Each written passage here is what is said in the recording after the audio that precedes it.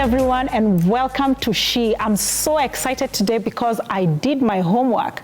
I went around this world and got 3 amazing ladies, and they're here today to talk about something that I think every single woman has probably gone through at some point in their lives, and it's self-esteem and imposter syndrome. And I know you're probably thinking, imposter what? Yes, we'll break it down for you, but you know, it's just basically self-esteem. And I want to start by sharing my story. So when I was growing up, you know, I was always the chunky one. Like my mom says, I almost killed her because I was born like at 4.5 kgs. Let me give you time for that to sink in. Wow. Yes. And so I grew up always chunky, really. Like I remember when I went to high school, maybe I should say the school I went to. Let me not say, so you don't judge me. But you know, when I went to high school, I remember, you know, we had, in those days, you know, they'd bring uniform from somewhere. And so like everyone gets their uniform and like a month later mine comes. Because, you know, I didn't come in the form and, you know, structure of a normal teenage girl. You know, I was just always a little, you know. And so with life, when I was a young adult, living alone and things like that, I lost weight and I lost a lot of weight. And then I went through esteem issues, you know, and then I would look at myself in the mirror and like, I'm not cute. You know, maybe because I was so used to, you know, my dad, you know, just complimenting me. Maybe he was doing it intentionally so I never have to have issues with my weight. And here I was, a young woman, looking at myself. Everybody's like, you look amazing, but I'm like, I don't feel like I do. And I remember walking around and seeing like, you know, like plus size ladies and going like, they're so lucky, they have no idea, you know. And I don't know if you've gone through that, you know, in different forms. And, you know, self-esteem could be how you view your body. It could be how you view yourself. Like maybe you don't think you're smart, you don't think at work, you don't think you're good enough. You know, maybe people have, you know, you've had bosses maybe who've shot you down to the point where you're like, I'm not good, I'm a fraud. I don't know if you have any stories to share, and I know that's a difficult question on TV, but you know, there are ladies watching and they're like, Faith, I feel you on that weight issue, so you could have a story that someone will identify with. So I'll let you guys introduce yourselves and then you can share your story. So maybe we start with you, Joyce. See how much I was nodding. I'm right there with you on that. I'm already like, yes, I was the person to be sitting here. So I'm Joyce Mbaya.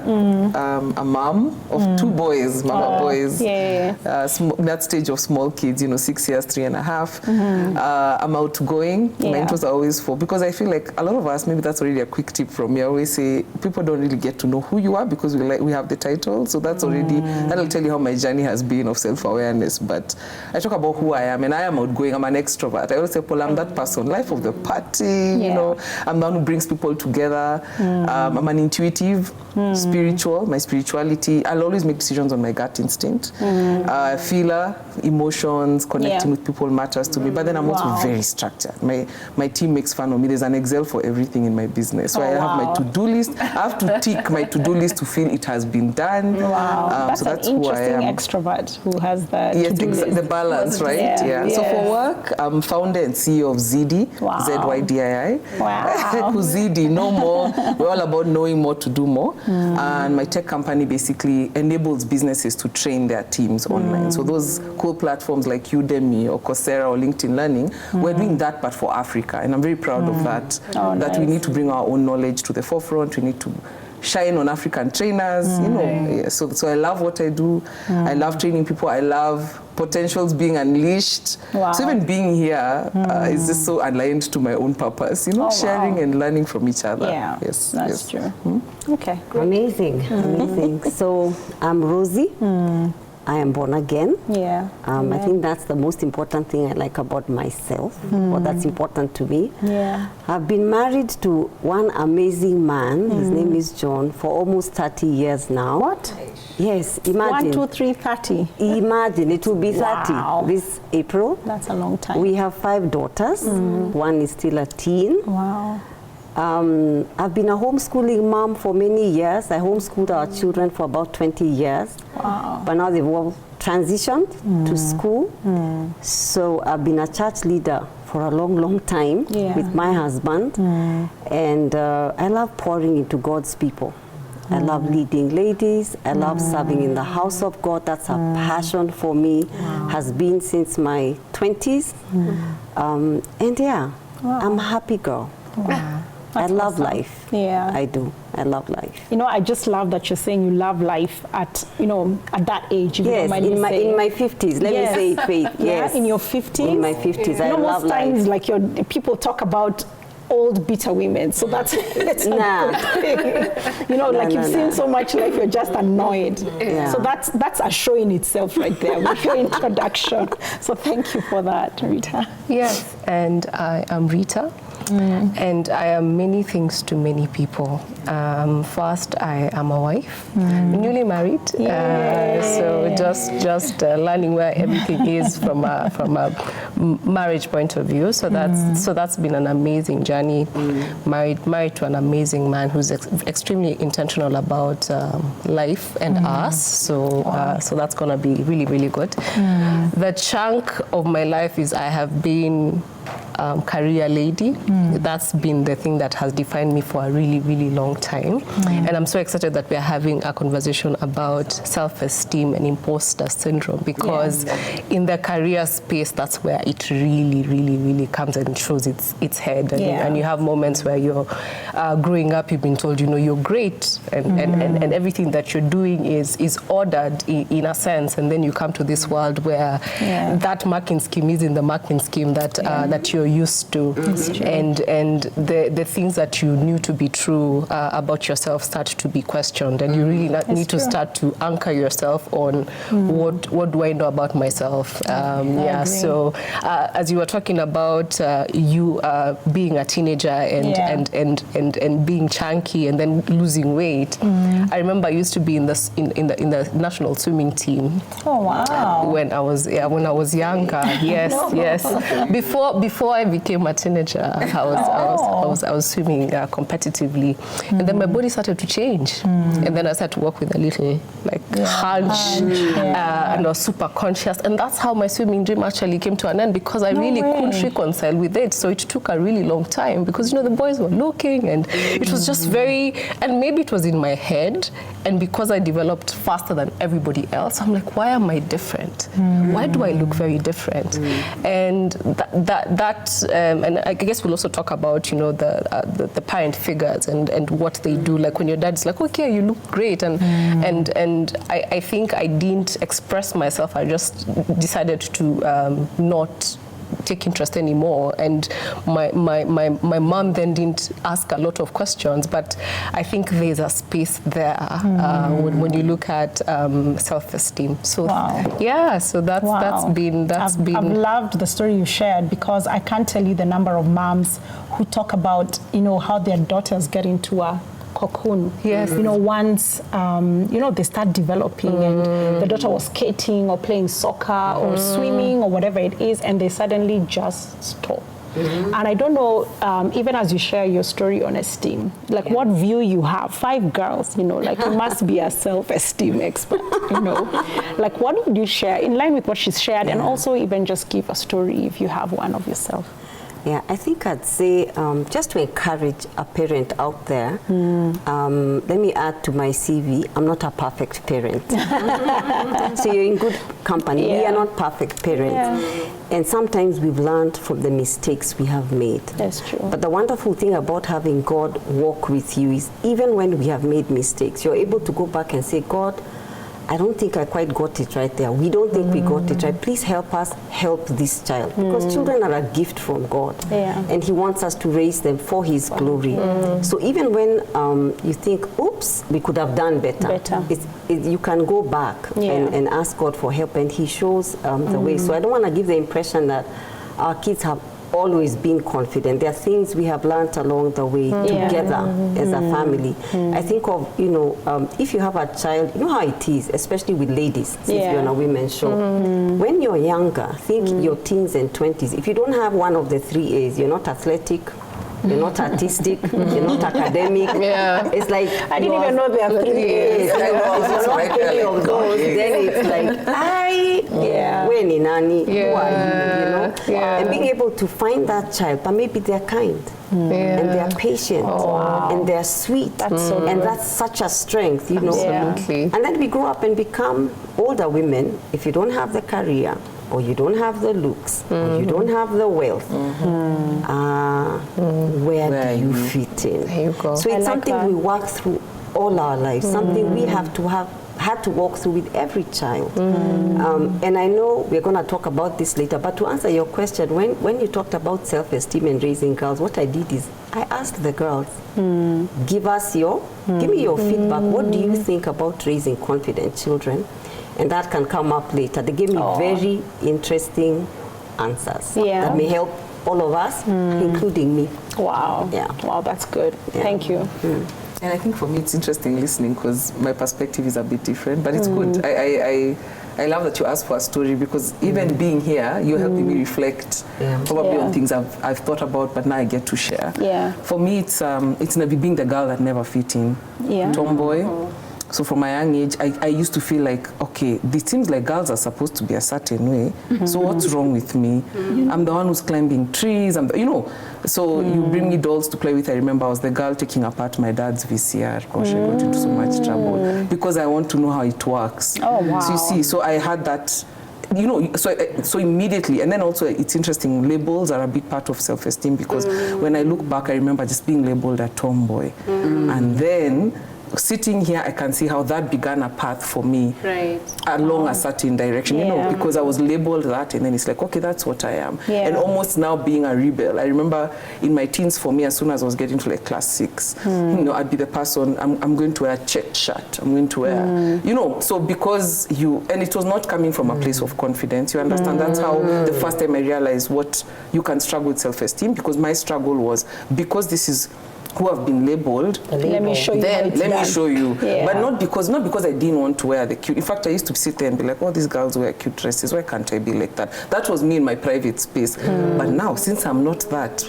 did you want to wear the dresses? Or yes, that's my point. My point but is you that couldn't because society is saying this is how I'm supposed to be, my esteem issues began because of, okay, so I'm not a normal girl. I carry that. I'm not a normal girl. And then, okay, so you're putting on an arm around you, right? So when you step out, my mom would use that word. Even in those early years, if I was naughty or rebellious, it was coming from a space of low self-esteem. And I wasn't telling anyone. You know what you said? I couldn't express it and I didn't understand it that way. So it was a pushback against society wants me to be this way. I see I'm not, so here we go. So that self-awareness of also being okay with who I am, I thank God it led me also to do. My pushback did not stop me from doing the things I wanted to do. However, what happens as soon as I started my career, I remember being one of 6 women in a technical division with over 60 men. And so again, rather than be cute, I used to intentionally hide my cuteness. I remember thinking, for these men to take me seriously, let me just be the tomboy, wear trousers, And I also tell women in business and in their careers that, look, we are who we are. I can't be a man. And I remember going through that phase of trying to be like one of the guys and being so miserable because I'm not. Yeah, I'm not. And I tried to fit in with them. All my friends were men. Even now, I probably have a lot of male friends, but that's not your space either. Yeah, you're not. So anyway. And I like what Miss Rosie has said. You'll never be a good enough guy. Thank you. So you're still not your part. Yes, and they'll still hit on you by the. This is the irony. So then you are thinking you're one of the guys. Then they are seeing a cute face. Don't just And Joyce, I like what you talked about on labels, right? Yes. And I love that you brought up labels. And so many times these labels is probably the reason for imposter syndrome. Because you're feeling not good enough. Because maybe you've grown up, you've always done well. Then you meet a boss who tells you that's not good. You meet a colleague who goes like, I think you're like number 40-something. And all your life, maybe you've been top 10. Top. You know what I mean? And I don't know what that has looked like for you in the corporate world. Because you said a lot of your life has been that. How has the labels, and labels could take different versions, meant for you? You come into the corporate world and there are people who will equate, and when I say people, I'm talking about either someone you're reporting to or maybe just 2 steps higher that then kind of dictates how everything is going, the environment is going to be. And a good job is not a language they understand. They don't say it. They don't say it. Yeah. It doesn't register. It's but you're paid to do this. You're paid to be exemplary, right? Yeah. So just do it. And because you're so used to thumbs up, underlining, or you've used a proverb, this is great, you then start to get very lost and you start to question yourself, and the inner critic starts to ask, but nobody even said something to this thing that I stayed overnight to do so that it's perfect, you know? And then you start to realize that you start to either start to really doubt yourself actively. You start to do sometimes work that's not like maybe up to par, and you have nothing to check against because no one is saying anything. And then you finally get a reprimand, and your life just flips. And then that label of either, you know, the way we look at the reward system, where you're saying, okay, so maybe you're good, above average, just met expectations, and that comes in the label. So the label of, oh, you've met expectation, or some you have not. That is what you carry. That's true. Yeah, that's what you carry, and that's what defines you. And with everything else, you start to look at, but I can only meet expectations. That's the box that I fit in, and then now comes the work, where you start to say, I need to get internal validation. I need to start to tell myself, you know what, you did work all night so that it can be amazing for the customer, and the customer has bought into it, and that's that pat on the back, you know. And that started to be a thing for me inside the corporate world, and it didn't matter who the boss was. So far, I'm hearing so much hope, you know, that I'm seated here and I'm like, wow, I'm encouraged. So let's take a break. So we let all those things sink in. If you're writing notes, that you put that down, and then we'll be back.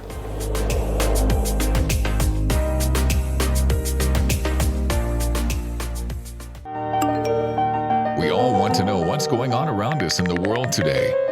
Join the Family Media newsletter and stay updated weekly with the latest Christian news, most read articles from Family News Today, daily devotionals, behind the music information, and updates from the company. To sign up, send your email to SMS code 20316 or WhatsApp to 0786 316 316. You can visit our website as well, www.familynews.today/newsletter, and subscribe. familynews.today. Insights at your fingertips.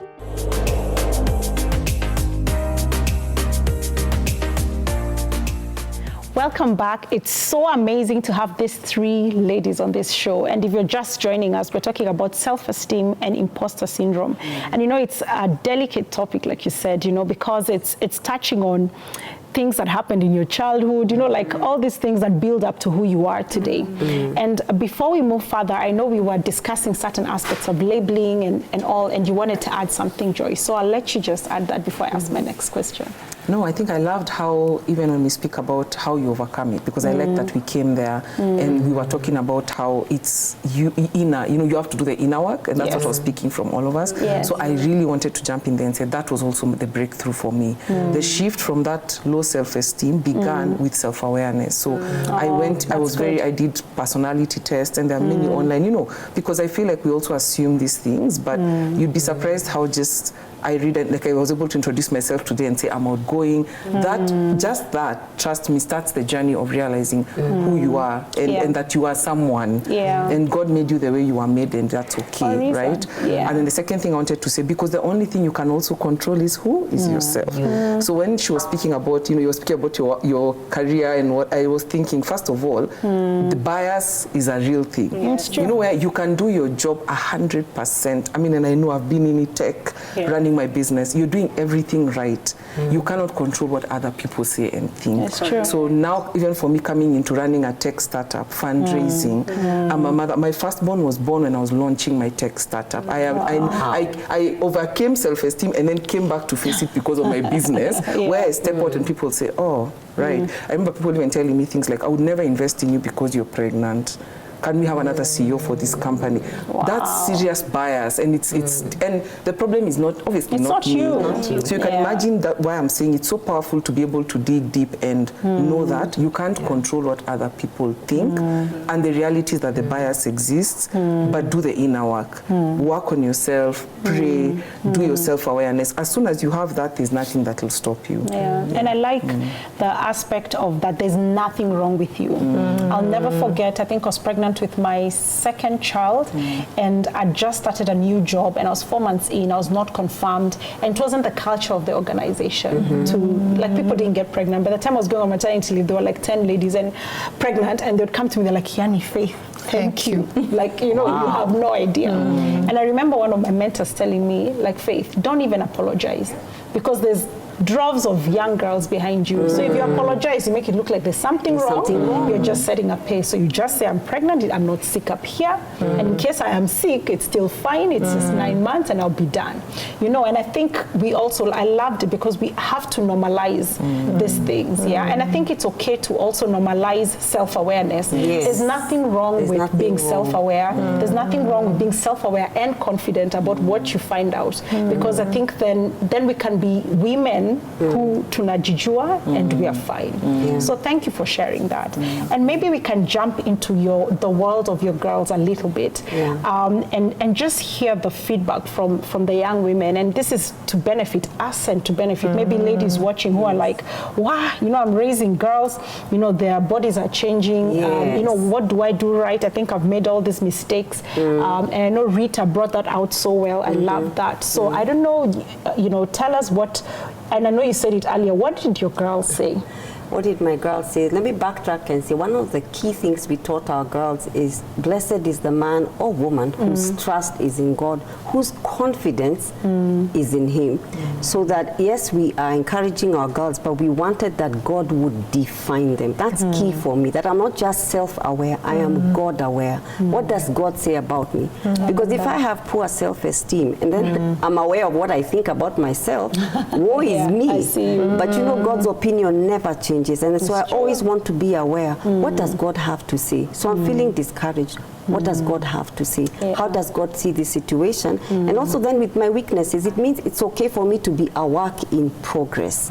My imperfections don't make me less than. That's just more work for God and I to do. That's something we've taught the girls. We're not going for perfection, we're going for progress. But what did the girls say?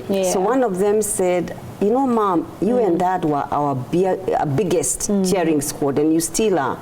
And so we really don't feel the need to be validated from outside. I thought that was interesting. That's powerful. Then I told you we have 5, so I'll give you 3 of them. Then there's one who's in the tech world, and she said, knowing that STEM subjects are open for girls. You guys didn't set limitations for us. You encouraged us to pursue our dreams. You didn't tell us girls are better than boys or boys are better than girls. It's just go for it. If God wants it for you, go for it. And that was, you know, that blessed me, just to know they thought they could pursue whatever you know, God wants them to be. And then another one, because I have 3 that responded, the more talky ones. So what is talky ones? That's an English word. It's fine. She said it helped to have a confident mom. It helped to have a mom who was an achiever. So that sounds like blowing my own trumpet, but I'm really literally giving feedback. And again, are we perfect parents? No. Have we made mistakes? Yes. In fact, I think we have gracious, forgiving children who are willing to work with us as we learn. Yes, that's what I'd say. And I love that also because it's giving a view for parents who are raising children or for young women out there, you know. And when you were speaking, I also thought about children who don't have that present parent, you know, or this single mom who's maybe raising boys, you know, so you're not, you know, or maybe a single dad raising girls who doesn't have the confidence, you know, whether maybe you have the confidence, but maybe the girls don't relate, or I'm a mom and I'm raising boys and they don't relate. I don't know if you have any thoughts towards that, you know, even as we come to a close. Interesting. This is Africa. I would lean on church because most people do have a local church where they would belong. I'd lean on family. If you have healthy, and again, when I say family, healthy relationships with family. You want people who will come and build you up. Because again, I don't want to give the impression that I am a very independent woman. God created us interdependent, and I'm all for healthy relationships with others. That's true. So once you define your boundaries, that's another thing the girls said, Mom, you've taught us to define our boundaries, to say this is a healthy relationship. I want to cultivate that. Works for them would work for me as a grown-up also. I need help in XYZ area. I want to rope in Faith as a career mentor, or I want to rope in Rita or Joyce as business mentors. I am so open to having the best for my girls and having other women speak into their lives, godly women, women who will add and invest in them and build on the investment we have made. So as we close, I just want to give you a chance to share from your heart, in brief, of course, in regards to what you tell that young woman. And I'll let you pick which young woman that is. You know, maybe there's that one thing that helped you out of imposter syndrome or self-esteem. And, you know, just speak into that life and encourage them in a few words. One quote, I share this quote everywhere because it's, I remember from the first time I saw it, and it's a good summary, right? And it says, what lies behind us and what lies before us are tiny matters compared to what lies within us, right? What lies behind us and what lies before us are tiny matters compared to what lies within us. It speaks to potential. You know, knowing that you have the potential, and I love what you said. God made us fearfully and wonderfully. It's not a mistake that you're here. Everything about who you are, like for me, it was realizing even the things I like to do for fun, it's not a coincidence. There's a reason I was given my gifts, there's a reason I was made the body I have, through all those seasons I went through, and it's okay. And once you recognize that and you make it your journey to do, I keep calling it inner work, and I hope people can understand that, to build that and bring that potential out. Whatever situation you find, you'll have your highs, your lows, but you go back to inner, you know. I can't control the external, the only thing I can control is the inner work and my relationship with God, you know, and how I continue to build that up and know that it's not a coincidence and I'm here for a reason. Wow, thank you for that. Okay, I would say allow God to define who you are, what you can do, who you can be. If we will find God's plan and walk in it, then we can be confident women, because you know you're walking in the plan of someone who has your best interests at heart. Wow. You need to speak to yourself kindly. Learn to be able to speak to yourself in the best of ways. We can't control what anybody else says about you. And that is going to be a fool's errand to do. So just journal. I'm a big fan of writing down. Every day take stock of these were my wins. And these are not wins defined by the world. These are wins defined by me. I said I was going to do 3 tasks today, and I did 3 tasks today. And I count that for a win. So if you're able to just continue to, and any single time you have moments of doubt, you go back. Go back. You know, those moments you're like, I have no win today. You know what? You got out of bed. You are able to dress up. You are able to actually go for that meeting that you are fearful of. And here I'm talking about career. Or you are able to say no with your voice shaking. And you're like, you know what? I am in this space. This is not who I am. And because of that, I'm going to say no to a situation. And because sometimes self-esteem dictates that, you know, I want to say yes to everything because I want to please everybody else. So those things, very small, count them as wins, document them, always go back. When you need somebody to tell you that you're doing a good job, the best voice to hear is yourself. So go ahead and do it. Yeah. That's powerful. And you know, I'm listening to you speak, and I know you do quite a bit of work on gratitude as well. And I think just having that attitude of gratitude is also important. And I know you could write a book on that. You know, she does amazing work on gratitude. And I think just being able to, at the end of the day, and maybe that's why it's written in the Bible, you know, to start by saying thank you, you know, as you come before God, you know, because then you will see like a million things that you can be grateful for. And I also want to speak to that young woman woman or old woman where you're like, I'm not good enough, I even want to end my life, kind of thing, because it's become so common nowadays. Don't end an amazing gift called life just because of what people have said or what has happened in your life. It could be so bad, but it's okay. Just start today, start having gratitude, look around, even that you can breathe, say thank you, and move on from there into just this amazing world that God has for you. And that's it for us today. It's been so amazing to have you ladies. I feel like we needed like 3 shows, to talk about esteem and imposter syndrome. But I've loved how you've put it. I've loved how raw and beautiful it's been, because I've related to it, and I know so many people have. So I can't wait to hear the stories that will come from this show. But thank you. God bless you, and see you next week right here on She.